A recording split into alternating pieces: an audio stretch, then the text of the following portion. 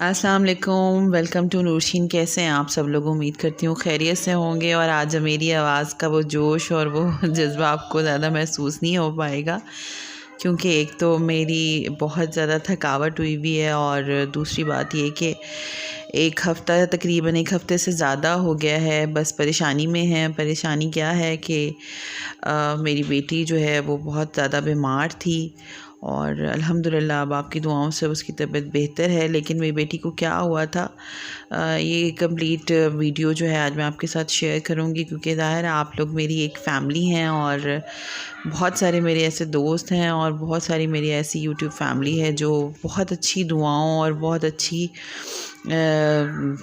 Wishes के साथ जो है मुझे याद करते हैं। तो आप लोगों का हक़ बनता है, और मैं भी आपके साथ जो है अपनी परेशानी, अपनी खुशियाँ जब हम आपके साथ शेयर करते हैं तो ऑफ़ कोर्स अपनी दुख तकलीफ़ भी जो है वो आपके साथ बांटने चाहिए। तो जनाब, बस हुआ कुछ यूँ था। मैं आपको बताती हूँ सारी स्टोरी कि हमारे साथ क्या हुआ। ये BF चिल स्कूल है। ये डॉक्टर ने सप्लीमेंट लिख के दिया है हुर्मत को। ये देखें, अबव 3 इयर्स है। ये उन बच्चों के लिए जो दूध पीने में बहुत शदीद तंग करते हैं। और ये जूसेस तो लेके आए हैं इसके बाबा, लेकिन मैं इसे आम रूटीन में मैं इन लोगों को ये जूस नहीं पीने देती, तो बीमारी में तो खैर सवाल ही नहीं पैदा होता। मेरी कोशिश होती है कि फ़्रेश जूसेस हों या फ़्रेश मिल्क शेक हो। दूध जो है वो सिर्फ़ और सिर्फ मिल्क शेक की फ़ॉर्म में थोड़ा बहुत बच्चे पी लेते हैं, बल्कि अब मैं डांट के जो है वो इनको दूंगी। और ये फार्मूला मिल्क जो है वो डॉक्टर ने स्पेशली हुर्मत के लिए लिख के दिया है, क्योंकि आपको पता है वो एक्स्ट्रा ही कमज़ोर बच्ची है। और साथ साथ ये मैं बना रही हूँ सागुदाना या साबुदाना, जो भी इसे कहते हैं। तो ये भी बहुत ज़रूरी है। अच्छा जी, हुआ ये था कि मेरी बेटी को फ़रवरी में जो है वो टाइफाइड हुआ। तो हमने उसका ट्रीटमेंट करवाया, और वो पता नहीं ट्रीटमेंट सही नहीं हुआ या पता नहीं क्या, समझ नहीं आई मुझे। और 1-1.5 हफ़्ते में ये जब रिकवर हुई तो ये स्कूल जाने लगी। 1 वीक के स्कूल गई है, उसके बाद जो है वो इसे टाइफाइड रिवाइज़ हो गया। इसको 4 डेज़ शदीद फ़ीवर था, इतना ज़्यादा टेम्परेचर था कि बस 4 डेज़ हम इसको हाथों पे हमने इसको लिया हुआ था। हमें समझ नहीं आ रही थी कि इसको इतना ज़्यादा फ़ीवर क्यों है।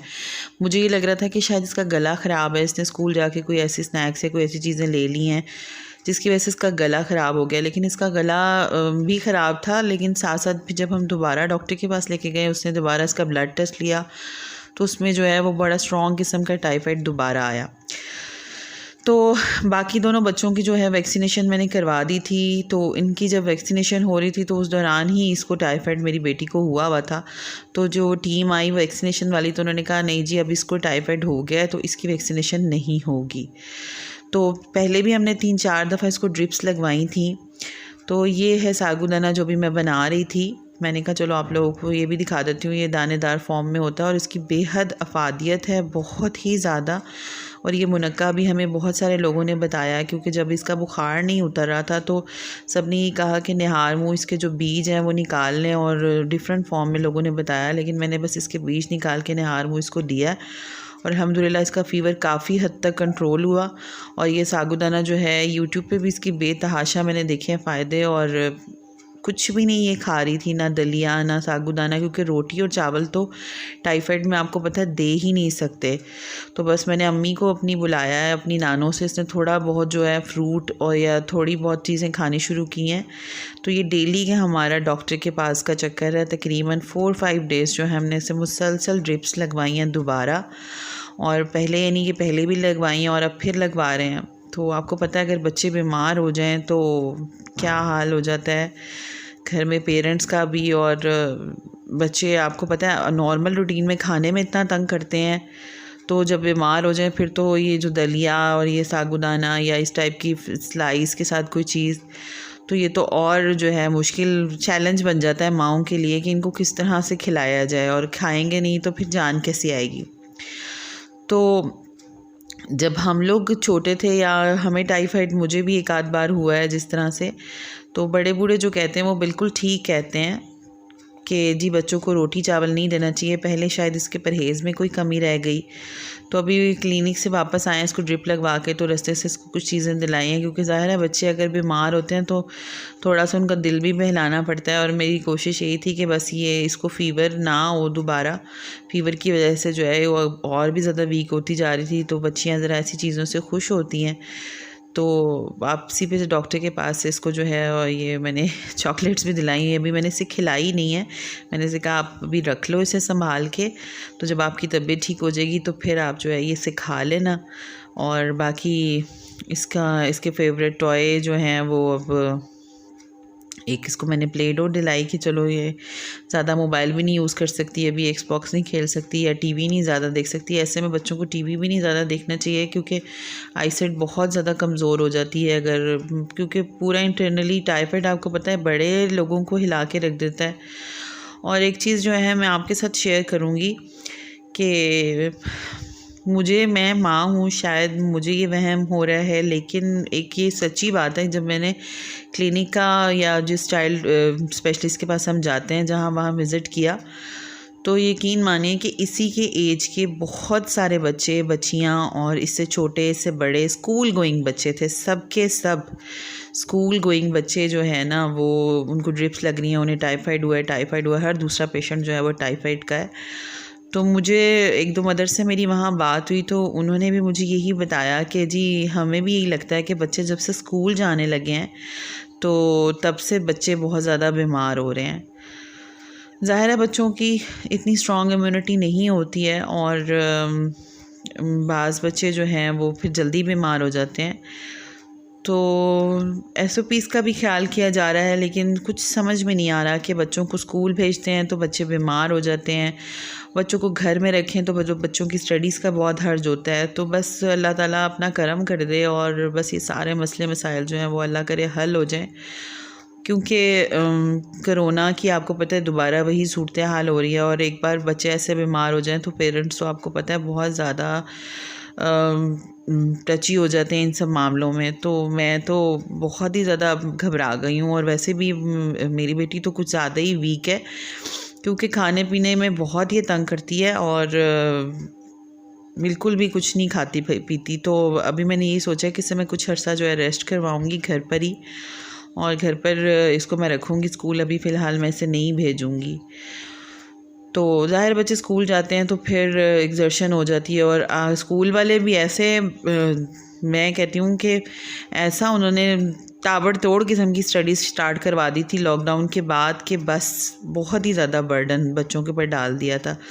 तो ये सागुदाना जो है ना मैंने पका के ठंडा कर लिया है, और अगर इसको ये पता चल गया ना, अगर इसने ये वीडियो देख ली तो ये मिल्क शेक भी नहीं पिएगी, अल्लाह करे ये वीडियो ये ना देखे। तो बस आपके साथ शेयर कर रही हूँ। बहुत सारी माएँ बेचारी परेशान होती हैं कि बच्चों को किस फॉर्म में जो है वो कुछ खिलाएं। तो मैंने ये सागुदाना डाल के मिल्क शेक में, और साथ में ये बनानास डाल दिए हैं, या आप स्ट्रॉबेरी है जो एप्पल, बल्कि एप्पल ज़्यादा अच्छा होगा अगर आप एप्पल भी डालें। एक आध दफ़ा मैंने एप्पल भी डाला है, और थोड़ा सा इसमें मिल्क ऐड कर रही हूँ। तो इसकी एक गाढ़ी सी मिल्क शेक या स्मूदी टाइप बन जाएगी। तो चलें ये पी लेंगे किसी तरह से, इसको मैं पिला दूँगी। और बाकी जो मिल्क सप्लीमेंट डॉक्टर ने लिख के दिया है वो भी बहुत तंग कर रही है, कि वो भी नहीं पी रही थी।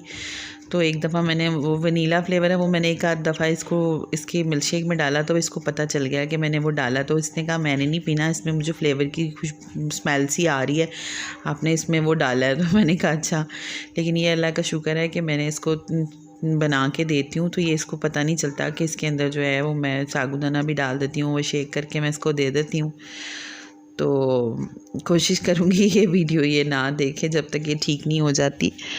तो बच्चे बीमार हो जाएं तो माँओं के लिए एक चैलेंज बन जाता है। चैलेंज ये कि बस बाकी आपके बच्चे जो हैं वो तो अल्हम्दुलिल्लाह सेहतमंद होते हैं, वो वक्त पे खाना पीना मांगते हैं, और घर में माशाल्लाह आने जाने वालों का भी फिर रश होता है जो सुनता है, फिर तारत ईमानदारी के लिए भी कोई ना कोई तो आता ही है। तो बस ये पूरा 1-1.5 हफ़्ता बहुत परेशानी में और मुश्किल में गुज़रा, लेकिन अल्हम्दुलिल्लाह अब इसका फ़ीवर जो है वो कंट्रोल है, और अल्लाह से यही दुआ कि दोबारा इसको फ़ीवर ना हो। कि 4-5 दिन इसको इतना ज़्यादा फ़ीवर था कि मैं और मेरे हस्बैंड बहुत ही परेशान हो गए थे, हमें बिल्कुल समझ नहीं आ रही थी हम क्या करें।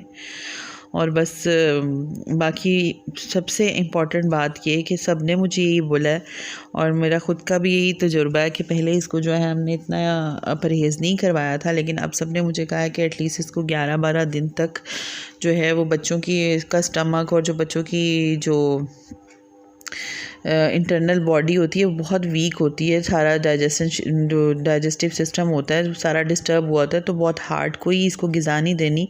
तो रोटी चावल से तो बिल्कुल ही अभी अवॉइड करवाना है। तो बस अब मैं इसके साथ जो है वो थोड़ा सा इसको परहेज़ पे ही रखूँगी और सारा दिन में जो है मेरी कोशिश होती है कि मैं इसको जो है थोड़ी थोड़ी टाइम के बाद कोई फ्रूट या कोई इस तरह का शेक या कोई रस या स्लाइस इस तरह से ज़बरदस्ती में से खिला दूँ। खाती है 1-2 ही है, लेकिन चलें थोड़ी देर बाद कुछ खा ले। इसका एकदम से जो है वो काफ़ी वेट भी लूज़ हुआ है बुखार की वजह से, तबीयत ख़राब की वजह से। ज़ाहिर है 2-1.5 हफ़्ते से कुछ इसने सही तरह से प्रॉपर खाया नहीं है। फिर बाकी बच्चों की भी आपको सेहत का ख्याल रखना पड़ता है। तो बस आप दुआओं में मुझे याद रखिएगा और मेरी बेटी के लिए ख़ास दुआ कीजिएगा कि अल्लाह ताला इसको सेहत तंदुरुस्ती दे, अल्लाह सबके बच्चों को सेहत तंदुरुस्ती दे। इंशाल्लाह नेक्स्ट व्लॉग के साथ जल्द हाज़िर खिदमत होंगी। तब